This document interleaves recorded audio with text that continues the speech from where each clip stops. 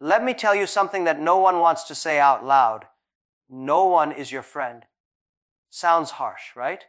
But it's true, especially when you're building something. When you're struggling, when you're trying to rise, in the beginning, everyone will smile at you, clap for your ideas, say, you can do it.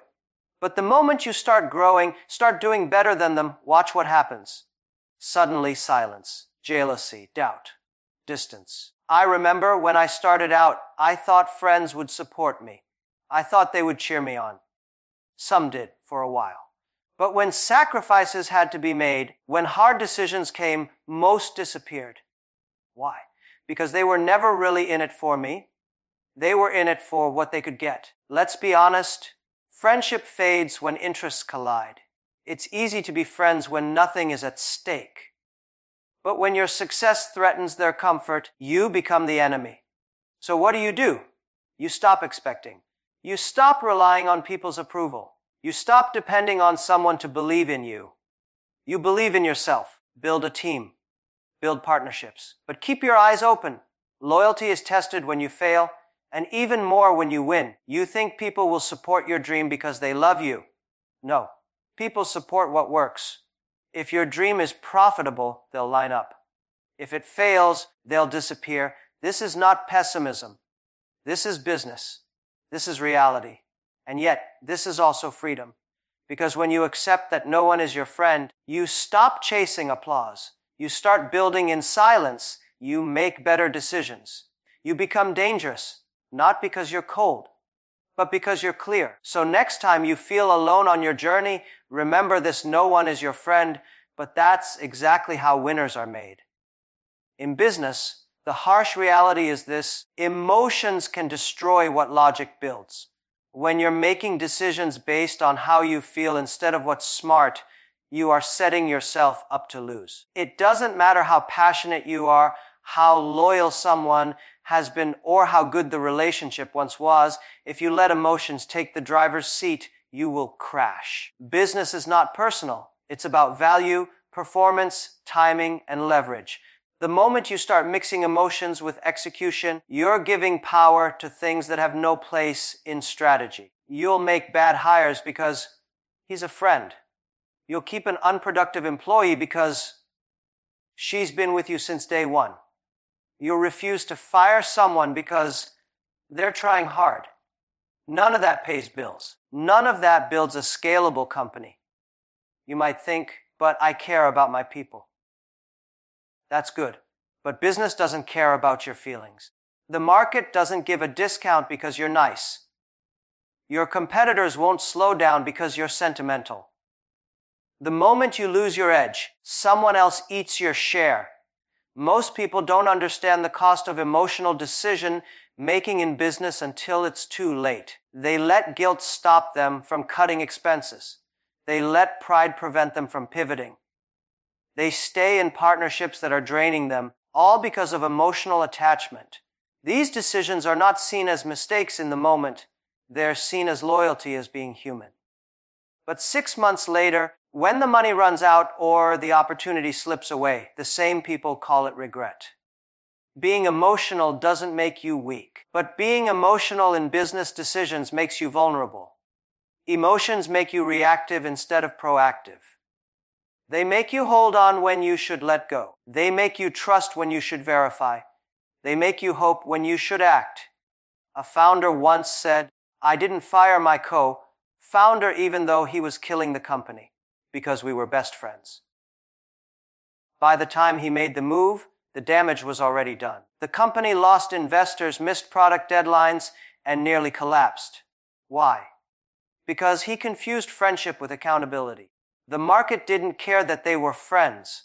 The customers didn't care that it was an emotional decision. All that mattered was delivery, and they failed to deliver. This happens every day. People mistake loyalty for performance. They assume that someone who wants to win is the same as someone who can win. They choose comfort over truth. They avoid conflict, thinking it's kindness, but in reality, they are just postponing a necessary decision. Emotional leaders make the worst decisions not because they're bad people, but because they're not trained to separate heart from outcome. in a negotiation. If you get angry, you lose leverage. If you get too excited, you reveal your desperation. If you let personal feelings dictate price, timeline, or partnership terms, the other side will take advantage of you. Business is a game of leverage, and emotions erode your leverage faster than anything else. Ask yourself, do you want to be liked or do you want to succeed? Because most of the time, you can't have both. Being respected in business often requires making hard calls, firing good people who are wrong for the job, saying no to attractive but risky opportunities, cutting ties with people you once considered family. Those decisions hurt in the short term, but they protect the long term. This doesn't mean you should become cold or robotic. It means you need emotional discipline. You need to know when to feel and when to decide. Business rewards clarity, not confusion. The clearer your mind is, the more accurate your judgment. Emotion clouds judgment. It distorts risk. It blinds you to red flags. It makes you hold on to what should be let go, chase what should be avoided, and delay what should be done immediately. Most people believe friendships are built to last forever. That's what we're told growing up. Loyalty, support, trust. It sounds beautiful. But step into the world of business, and that idea gets tested fast. The moment money, control, recognition, or survival enters the equation, friendships start to wobble. They shake, crack, and often collapse. Not because people are evil, but because interests change, and when they do, people change with them. You can grow up with someone, go broke with someone, even build something from scratch together. But the minute what you want and what they want are no longer aligned, conflict will follow. It's not personal, it's structural. Because in business, it's not about feelings, it's about position, outcome, and control. Here's what most people don't understand: alignment is everything. Two people can be friends for 10 years, but if one wants to scale fast and the other wants to play it safe, it won't last. If one wants to reinvest profits and the other wants to cash out, it won't last. You'll see tension, resentment, passive aggression, and eventually open betrayal.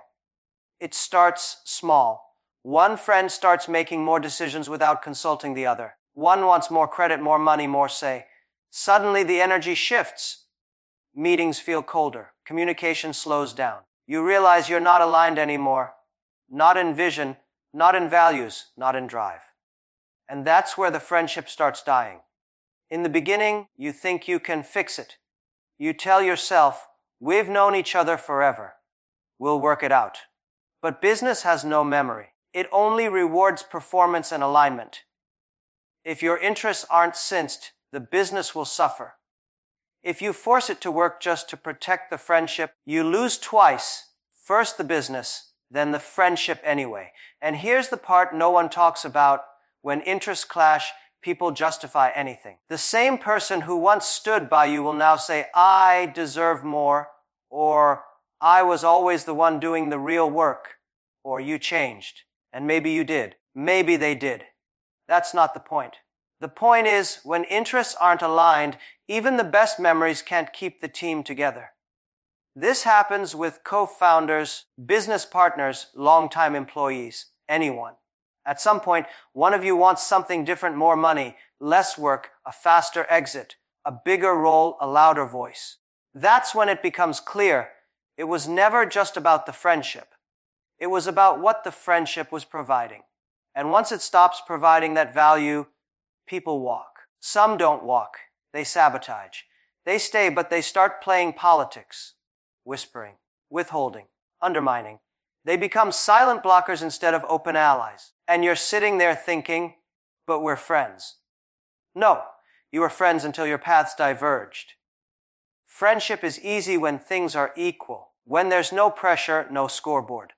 But when it's time to make hard calls, when someone has to be the CEO, when equity has to be split, when responsibility has to be owned, that's when the truth comes out.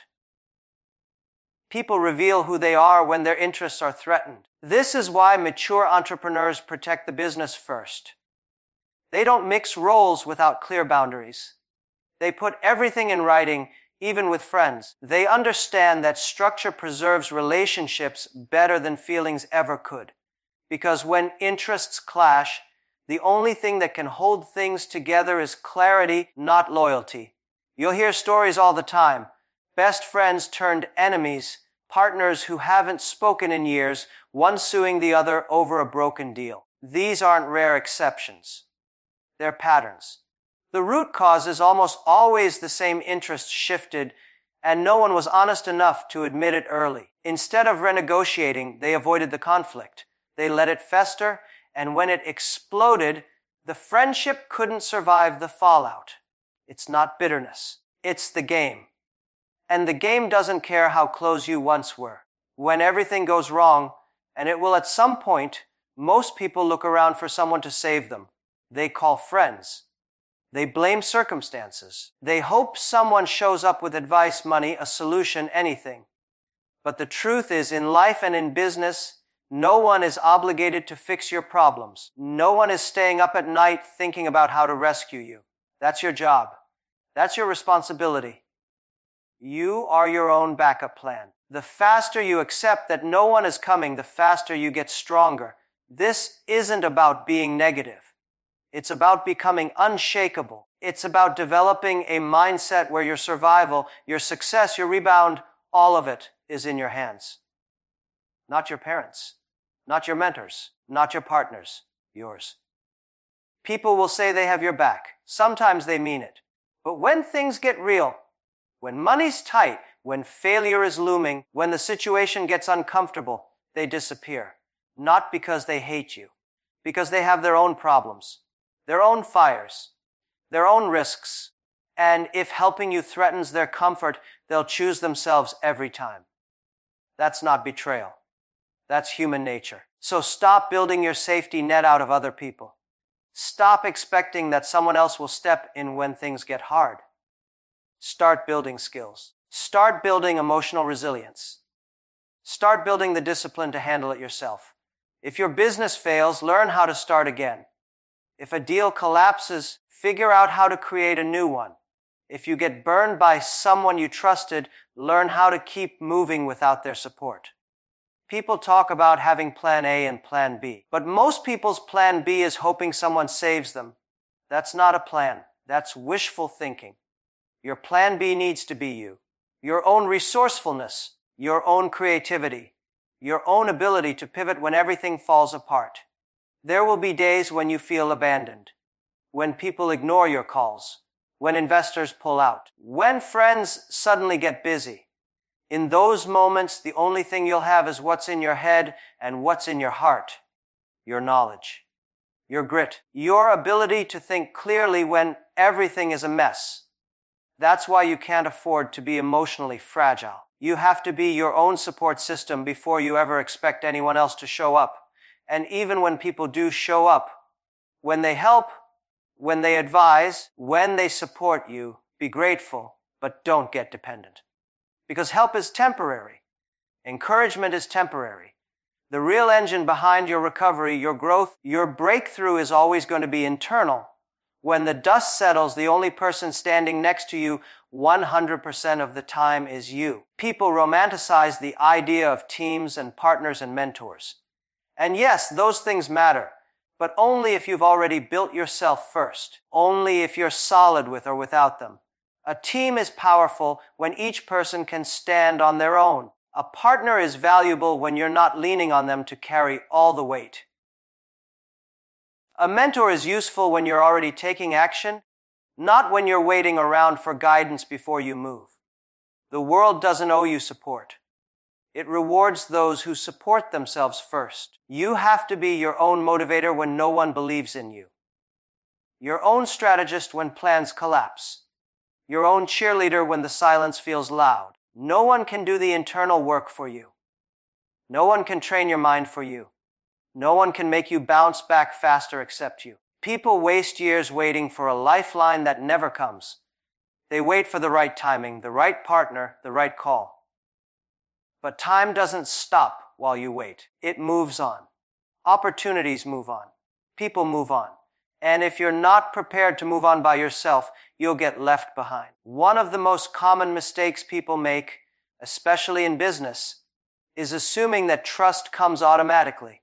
They believe that just because someone smiles, nods, or shares a few common goals, that person is trustworthy. But trust is not a given. It's not based on time, titles, or even shared history. Trust is earned through behavior, results, and consistency under pressure. You don't trust people because they say the right things. You trust people because they do the right things, especially when no one's watching. In the business world, words are cheap. Promises are easy. Commitments mean nothing without follow-through. Everyone sounds good when the stakes are low. Everyone has integrity in the first meeting. The real test comes when money's involved, when decisions get hard, when circumstances change. People often get blindsided because they put their faith in someone too fast. A co-founder talks big and disappears when it's time to execute. A new hire impresses in interviews and then delivers excuses instead of results. An investor says they're all in, then ghosts the moment the numbers dip. And every time, people say, "But I trusted them." That's the problem. You trusted too soon. Trust is not a blanket you throw on someone because you like them. It's not a favor. It's a currency. You don't hand it out freely and hope for the best. You watch how people move. You study their habits. You see how they handle pressure. You give small opportunities and see what they do with them. Then, over time, you decide if they've earned more. Even in long-term relationships, trust must be maintained. Just because someone was loyal last year doesn't mean they're loyal now. Just because they did the right thing once doesn't mean they'll do it again. People change. Motivations shift. Pressure exposes. That's why smart leaders are always observing, always evaluating. Not out of paranoia, but out of experience. Blind trust is not a strength. It's a liability. It opens the door to being manipulated, taken advantage of, and set up for failure. It's how people lose control of their companies, lose key deals, lose momentum. They trusted someone because it felt right, not because the person had earned it. You don't have to be cold or cynical. You just have to be clear. Clear that trust isn't something you give away, it's something people work for. And the same applies to you. If you want people to trust you, don't talk about how reliable you are. Prove it. Show up early. Deliver consistently. Handle conflict with maturity. Own your mistakes. That's how trust is built from both sides. Think of trust like credit. No one gets a loan without a credit score. In business, trust is your score. And just like credit, it doesn't matter what you say, it matters what your record says. Can you be counted on under pressure? Do you follow through when it's hard? Can people rely on your silence as much as your words? These are the metrics. Too many people assume that trust is transferable. They think, my friend trusts this person, so I can too. That's a shortcut to disaster. Just because someone came with a recommendation doesn't mean they've earned your trust. You still have to do your own due diligence. You still have to put them through the same filter. Otherwise, you're not managing risk, you're gambling. Even inside teams, even among so-called trusted circles, trust is never automatic. The moment you stop watching, people cut corners. The moment you stop checking, standards drop. The best environments are built on accountability, not assumptions. People perform better when they know their actions are noticed, measured, and expected to meet a certain standard. Trust, when earned properly, becomes powerful. It creates speed. It removes friction. It builds loyalty. But if you skip the process and assume trust from the start, you're not building a team. You're building a time bomb. When you decide to chase something bigger than comfort, when you commit to building, growing, leading, or breaking a mold, you quickly realize something most people never talk about. It gets lonely. Not because people hate you, not because you isolate yourself on purpose, but because the higher you go, the fewer people understand the weight you're carrying. Everyone wants success, but no one talks about the silence that comes with it. The long nights where you're the only one still working. The decisions you have to make alone, because no one else sees what you see. The conversations you can't have because people around you are operating at a different level of urgency, of hunger, of vision. In the beginning, everyone is around. Friends cheer you on. Family supports you. You have people to talk to, people who nod along. But the moment your pace increases, they start to drop off. You work while they party. You invest while they spend. You evolve while they stay the same. Slowly, your world separates from theirs, not out of arrogance, but out of necessity. The path you're on doesn't leave much room for passengers. People don't talk about the emotional tax of growth. The birthdays you miss, the weekends you give up, the relationships that fade because you no longer fit the same conversations. You start to feel misunderstood, not because you're better, but because you're moving differently. You see through things they still chase. You avoid things they still desire. And so, the distance grows. It gets lonely when you can't share your struggles without being told to take a break. It gets lonely when you can't talk about your wins without someone calling you lucky. It gets lonely when you outgrow your circle but haven't found your next one yet. And that's where most people break, not from failure, but from the isolation that comes with progress. The climb separates you. It forces you into rooms where you're the least experienced, the least connected, the least understood. You walk into meetings and no one cares about your past. You pitch your vision and people stare blankly. You lead people who don't see what you see and carry the pressure of being responsible when they don't show up. You're expected to stay strong even when you're not sure what's next. This is the part no one claps for. The phase where there's no spotlight. Just silence, self-doubt, and the constant pressure to keep going when nothing feels certain and still. You climb, not because you enjoy the loneliness, but because the vision matters more than the comfort. Because stopping now means betraying everything you started for. Most people quit not because it's too hardly, but because it's too lonely. They miss the comfort of being understood. The ease of having people around who agree with them. The warmth of belonging. So they slow down. They shrink their dreams to fit their environment. They settle. All to feel less alone. And they call it maturity, balance, peace. But deep down, they know they gave up the climb. You will lose people on the way up. Some will walk away. Some you'll have to let go of. Some will quietly fade. And it will sting. But every level requires a new version of you, and not everyone is meant to meet that version. Growth demands space. It demands solitude. It demands that you face parts of yourself that are hidden when you're always surrounded. No one tells you how heavy it is to be the one with the vision, the one who carries the pressure, makes the sacrifices, and takes the risks while others watch from a safe distance. There are days when you'll question everything, days when quitting feels easier than continuing alone, but that's the nature of the climb. The air gets thinner, the noise gets quieter, and the path narrows the higher you go. In the end, the journey to the top is yours alone. People will walk beside you when it's convenient, but the moment your path threatens their comfort, their ego, or their interests, they will choose themselves. That doesn't make them evil. It makes them human. In business, in life, in any arena where stakes are real and outcomes matter, friendships are fragile. Emotions, trust, loyalty, these are powerful, but they are not permanent. When goals collide, when money's on the table, when things fall apart, you'll find out quickly no one is your friend unless it benefits them too. That's why you must build with eyes open and expectations closed. Respect people. Collaborate. Lead with integrity. But never assume anyone owes you loyalty. Trust must be earned constantly. Interests must align consistently. And when they don't, be ready to stand alone, strategically, emotionally, and financially. Your resilience is your real partner. Your discipline is your real support.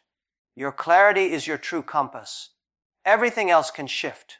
When things go wrong, it's not your network, your co-founder, or your old friends who will save you. It's the version of you that prepared for the day when no one else shows up.